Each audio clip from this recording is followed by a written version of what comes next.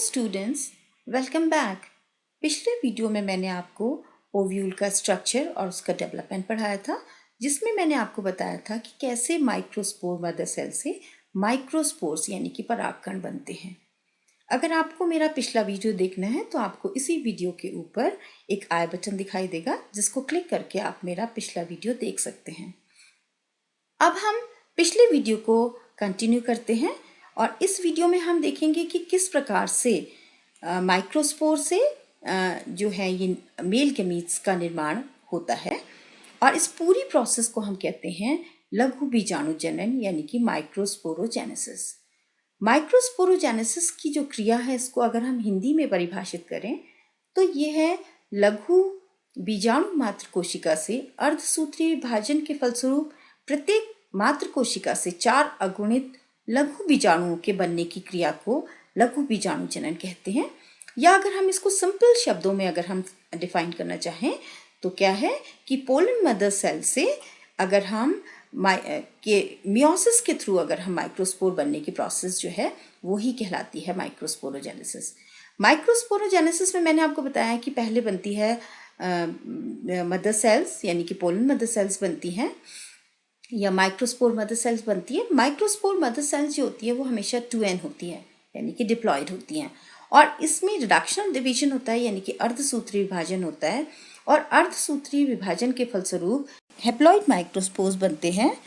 इनकी जो संख्या होती है 1 2 3 4 4, ये जो माइक्रोस्पोर्स देख रहे हैं आप, इनकी जो गुणसूत्रों की संख्या होती है वो होती है हैप्लॉइड या n। ये जो माइक्रोस्पोर्स जो बने हैं इसको हम कहते हैं चतुष्क यानी कि टेट्राड। हिंदी में चतुष्क कहा, इंग्लिश में हम टेट्राड कहते हैं। अब ये जो टेट्राड होते हैं, इसमें देखिए जो 4 माइक्रोस्पोर आपको दिखाई दे रहे हैं, इनकी पोजीशन अलग अलग हो सकती है। बहुत सारे इसके प्रकार हो सकते हैं कि इनकी पोजीशनिंग बदल जाती है, लेकिन इसमें तो मैंने आपको देखिए दिखाया है कि चारों के 4 एक साथ सामने दिखाई दे रहे हैं, लेकिन एक्चुअल ऐसा होता नहीं है जब हम इसको देखते हैं, क्योंकि ये चतुष्क जो होता है गोल होता है। तो गोल होने की वजह से 3 तो हमको दिखाई देते हैं, एक इसके पीछे चला जाता है, तो ये वाला है ये इसके पीछे चला जाता है। तो जब वो पीछे चला जाता है तो हमको देखने में आगे से 3 दिखाई देते हैं और पीछे एक होता है 4, लेकिन आपको समझाने के लिए मैंने यहाँ चारों के 4 एक साथ दिखाए हैं। तो ये चतुष्क है। चतुष्क के जो माइक्रोस्पोर जो आप देख रहे हैं वो कभी कभी एक साथ या संयुक्त अवस्था में आ जाते हैं, यानी संयुक्त हो जाते हैं, और संयुक्त अवस्था में होने के बाद एक ये जटिल संरचना या कॉम्प्लेक्स स्ट्रक्चर बनाते हैं, जिसको हम कहते हैं परागपिंड या पोलिनियम कहते हैं इसको। और ये टाइफा में, ऑर्किड में, मदार में, बहुत सारे जो इसके एग्जाम्पल्स हैं इनमें पाया जाता है। लेकिन सामान्यतः ऐसा नहीं होता है कि ये संयुक्त अवस्था में रहे। जो सामान्य जो पौधे होते हैं उनमें क्या होता है कि जो ये चतुष्क होता है, इसके जो 4 जो माइक्रोस्पोर्स जो होते हैं वो क्या हो जाते हैं, अलग हो जाते हैं। और जब ये अलग हो जाते हैं तो इसका देखिए एक सिंगल जो माइक्रोस्पोर है, इसका स्ट्रक्चर मैंने यहाँ दिखाया है, ये है परागकण की संरचना यानी कि स्ट्रक्चर ऑफ पॉलन ग्रेन। तो जो पॉलन ग्रेन जो है इसका स्ट्रक्चर जो है वो देखिए ये दिखाई दे रहा है आपको।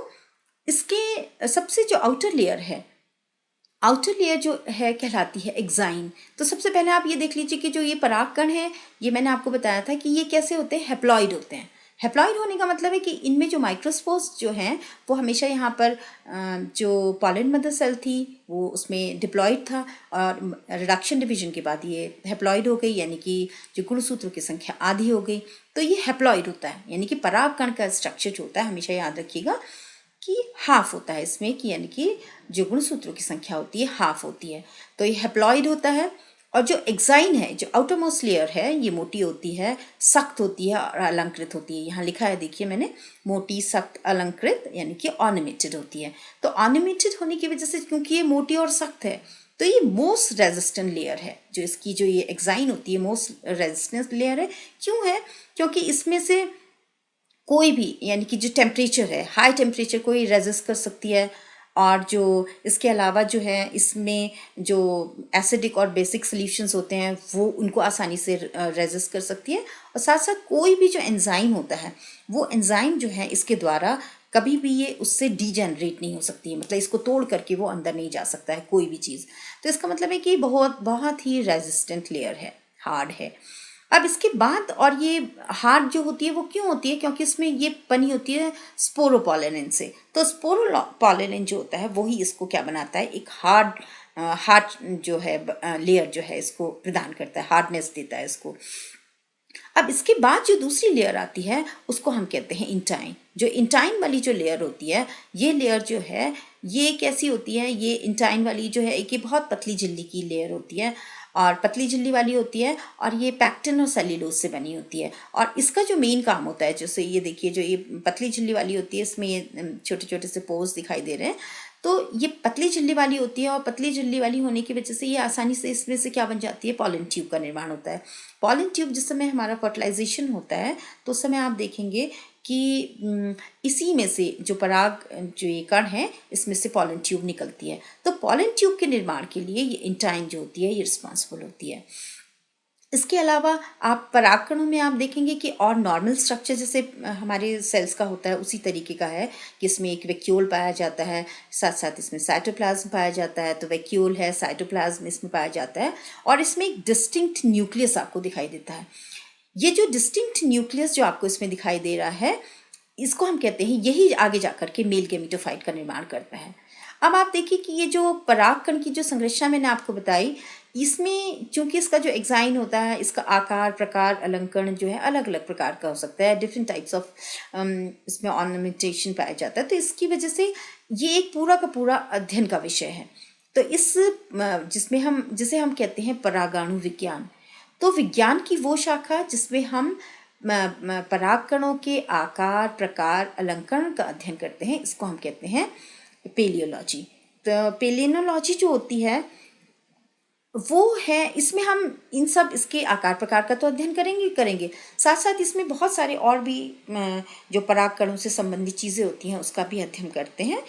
तो जो पेलियोलॉजी है इसमें जब हम परागकणों का अध्ययन करते हैं तो इसमें डिफरेंट काइंड्स ऑफ एलर्जीज, जो परागकण जो होते हैं बहुत प्रकार की एलर्जीज